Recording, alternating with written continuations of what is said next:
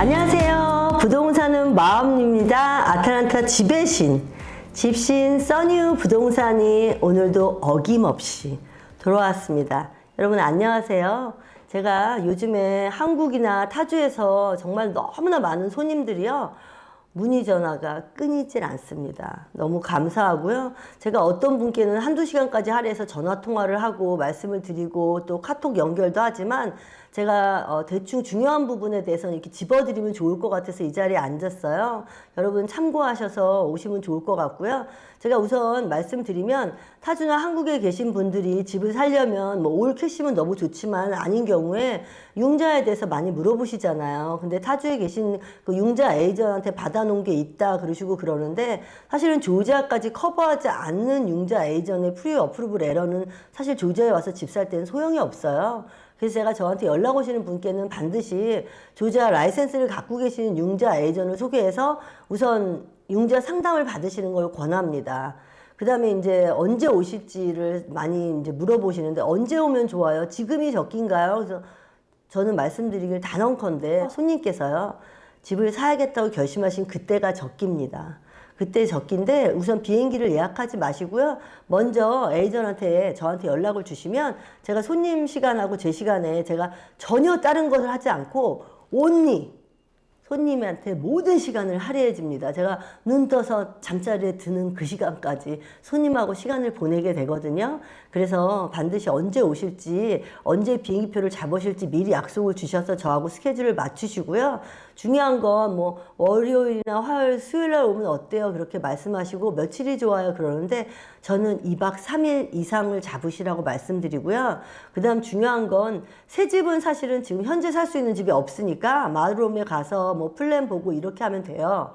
그래서 어느 요일에 오셔도 상관없지만 기존 집을 사실 경우에는 반드시 주말을 끼고 보셔야 되거든요. 사실 요즘같이 아틀란타 그 마켓이 핫할 때는 주말에 금토에 리스팅 된 게 사실은 월요일이면 다 팔려나가고 이제 팔다 남은 찌끄러기가 남아있는데 그거를 저희 손님께서 보실 필요는 사실 없잖아요. 누가 봐도 별로 안 좋은 집이라 저는 주말에 오시면 그 주에 이제 핫하게 리스팅된 집 중에서 손님의 취향이 맞는 집, 손님이 찾으시는 집하고 또 제가 또 보기에 이제 좋다고 생각되는 집 같이 보시고 투어하시면서 중간중간에 새 집하고 또 새 집의 그 마드룸도 보시면서 이렇게 플랜을 짜면 좋아요. 그래서 반드시 주말을 끼고 오시란 말씀을 드리고요. 제가 또 전화수는 사실은 살짝 죄송하지만 책북을 반드시 2장 이상 가져오라고 그러면 어떤 분은 좀 놀라시면서 왜요? 그러세요. 근데 아시다시피 집 사러 오셨잖아요. 우리가 전쟁에 나갈 때도 무기를 고르고 총알을 다 장전하고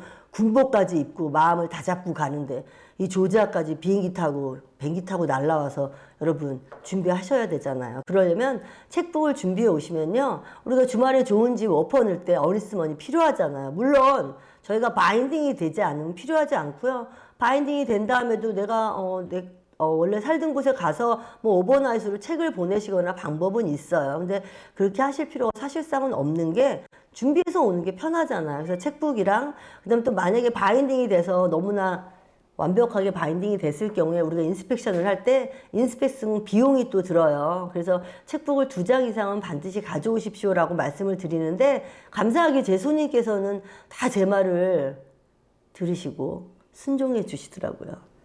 이 시간을 빌어서 감사드립니다.